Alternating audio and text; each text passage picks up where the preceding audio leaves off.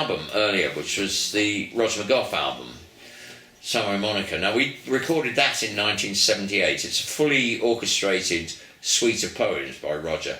I think it's one of the proudest achievements of my life, is that thing. We subsequently did it about 5 years ago. We did a live performance of that, 4 live performances actually, with the Liverpool Philharmonic Orchestra. Is that filmed?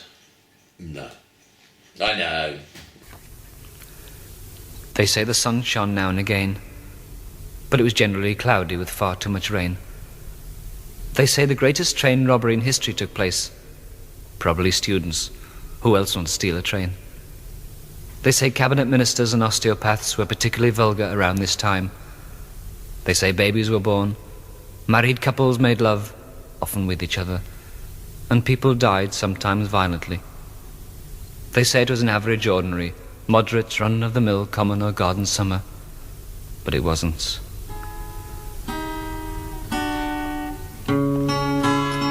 For I locked a yellow door, and I threw away the key, and I spent summer with Monika, and Monika spent summer with me. Unlike everybody else, we made friends with the weather.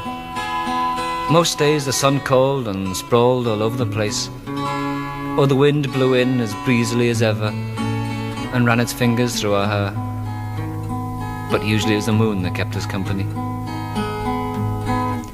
Some days we thought about the seaside and built sandcastles on the blankets and paddled in the pillows, or swam in the sink and played with shoals of dishes. Other days we went for long walks around the table and picnicked on the banks of the Settee, or just sunbathed lazily in front of the fire until the shilling set on the horizon. We danced a lot that summer, bossa novaed by the bookcase or Madisoned instead, hully-gullied by the oven or did the twist in bed. At first we kept birds in a transistor box to sing for us, but sadly they died, we being too embraced in each other. Mel, we recorded that album, and then later that year we did a theatre version. This was 78. We did a theatre version at the studio at the Lyric Theatre, Hammersmith. So small room, little production, and with the design by Peter Blake. That front cover is by Peter Blake, who of course did Sergeant Pepper and much else in the pop world. And Peter designed our show at the Lyric Hammersmith. On opening night, it was brilliant. It was absolutely fantastic. Peter, I don't know if you know Peter. Is he still with us, Peter? I don't know. Peter Blake? Yeah, he's quite old. He was a lot older than me. I think he'd be well into his 80s now. But he... lovely guy, but he's very little. He's small. I mean, he's probably only about 5'2" or something. I turned up on press night. You know, the show was the audience was going to come in an hour's time, so it's probably, you know... I think he's still alive, and he's also Sir Peter Thomas Blake. All right, there you go. Well, you know. Yeah, I hope you're proud. No, he's terribly important and a lovely, lovely man. I mean, really great guy. But it was opening night. It was an hour to go before the doors opened and the audience came in, all, 200 of them or whatever. And Peter Blake was up a step ladder painting the flowers on the wallpaper individually. He decided he didn't like the colour of the flowers. So he got up a step and it was just an entire wallpaper, just changing the colour of the flowers. I mean, the man he's my sort of guy, he's just obsessional he loves what he does, and he's not going to stop before it's 101% perfectly what he wants. Brilliant stuff. Mel Smith directed that at the Lyric, and I knew Mel through Smith and Goody and through Pete Brewis particularly.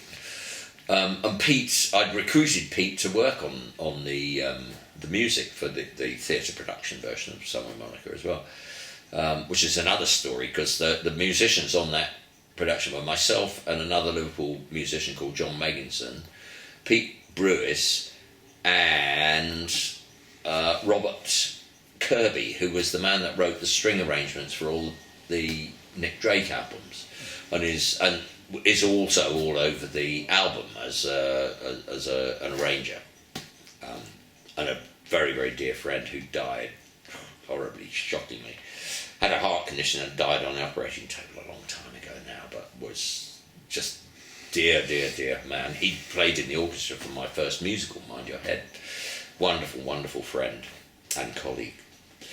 Anyway, that's Mel. I mean, I remember rehearsing that, going to Mel's. His dad was a bookmaker.